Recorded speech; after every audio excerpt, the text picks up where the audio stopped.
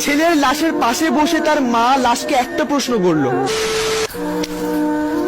ছেলেটা দুটো চোখ লাল টসটস করছে, পানি খাচ্ছিল, পানিটা গলায় আটকে যাচ্ছিল, পানি গিলতে পারছিল না। মা ছেলের এই অবস্থা দেখে ছেলেকে জিজ্ঞেস করে, কি রে বাবা, তোর কি কোনো সমস্যা, ডিপ্রেশনে আছিস নাকি? মায়ের কথা শুনে ছেলেটা বলে, না মা, কোনো প্রবলেমের মধ্যে নেই, কোনো ডিপ্রেশনের মধ্যে নেই। আসলে কি হয়েছে, পিকনিক হচ্ছিল তো, তাই দুটো রাত জেগে অনেক আনন্দ করেছিলাম, এই জন্য চোখটা লাল হয়ে আছে। কিন্তু ছেলেটা তার মাকে কিভাবে বোঝাবে যে ছেলেটা প্রতিটা রাত মৃত্যুর সাথে লড়াই করছে? আসলে কি হয়েছে, ছেলেটা একটা মেয়েকে ভালোবাসে, আর খুব ভালোবাসে। মেয়েটাও ছেলেটাকে ভালোবাসে। ছেলেটা ভালোবাসার এমন পর্যায়ে চলে গেছে, সে তার ভালোবাসাকে নিয়ে অহংকার করা শুরু করে দিয়েছিল। ছেলেটা তার বন্ধু বান্ধব, আত্মীয় স্বজন, পাড়াপড়শি, বড় ভাই ব্রাদার সবার কাছে যে তার ভালোবাসার কথা বলতো, আর বলতো সে যে মেয়েটাকে ভালোবাসে সে মেয়েটা কখনো তাকে ছেড়ে যাবে না, কোনো দিনও তাকে ছেড়ে যাবে না। তারপর ছেলেটা যে মেয়েটাকে ভালোবাসতো, সে মেয়েটা মাঝে মাঝে মজা করে ছেলেকে বলতো, আচ্ছা আমাকে যদি কেউ কখনো স্পর্শ করে তাহলে তোমার কেমন লাগবে? ছেলেটা কোনো কথা চিন্তা না করে বলে ফেলতো, আমি মরে যাব।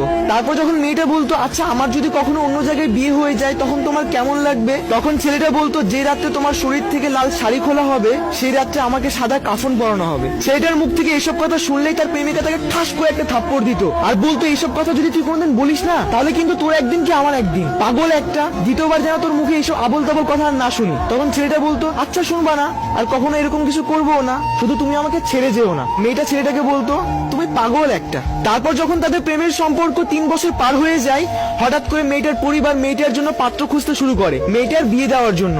আর এইসব কথা শোনার পর ছেলেটা ছটফট করা শুরু করে দিল।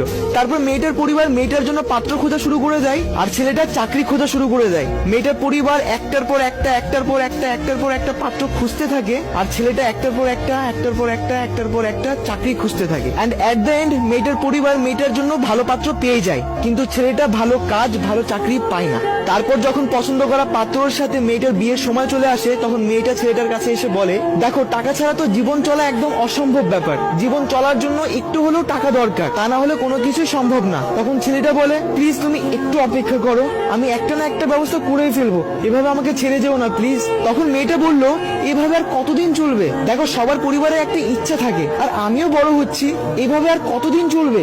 তখন ছেলেটা বারবার রিকোয়েস্ট করে কান্না করে বলল, প্লিজ ছেড়ে যেও না, একটা না একটা ব্যবস্থা করে ফেলবো, একটু অপেক্ষা করো, একটু ধৈর্য ধরো। কিন্তু মেয়েটা ধৈর্য ধরে না, তার পরিবারের পছন্দের পাত্রর সাথে বিয়েতে রাজি হয়ে যায়। তারপর বিয়ের ডেট তারিখ ঠিক হলো, বিয়ের দিন চলে আসলো। যে রাত্রে মেয়েটাকে হলুদ শাড়ি পরানো হয়, সেই রাত্রে ছেলেটা নানান রকম নেশা করতে ব্যস্ত। দেন বিয়ে করার পর মেয়েটা তার স্বামীর বাড়ি চলে যায়, আর সেই রাত্রে ছেলেটা ফেসবুকে একটা স্ট্যাটাস দেয়। স্ট্যাটাসটা হলো, অহংকার করে বলেছিলাম সে কখনো আমাকে ছেড়ে যাবে না, সময়ের ব্যবধানে বুঝলাম অহংকার পতনের মূল।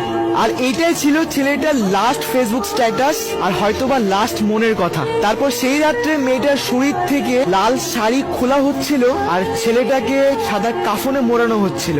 তার মানে ছেলেটা মরে গেছিল, সুসাইড করে ফেলেছিল। তারপর সকাল হয়, হাজারো মানুষের ভিড়, ছেলেটার লাশের পাশে বসে তার মা চিৎকার করে কান্না করছিল। আর ছেলেটার লাশের দিকে তাকিয়ে তার মা ছেলেটাকে একটা প্রশ্ন করলো, কি ছিল 3 বছরের ভালোবাসায় যে 22 বছরের ভালোবাসাকে ভুলে গেলি? তারপর হয়তো ছেলেটার পরকালের হিসাব শুরু হয়ে গেল। তার মা কান্না করছিল, আর যার জন্য মারা গেল সে তার হাজবেন্ডের জন্য হানিমুনে চলে গেল। বাহ, क्या बात है। যারা শুনছো তাদের সবাইকে বলছি, এগুলোকে ভালোবাসা না, এগুলোকে জিদ বলা হয়। So guys, if you like this video,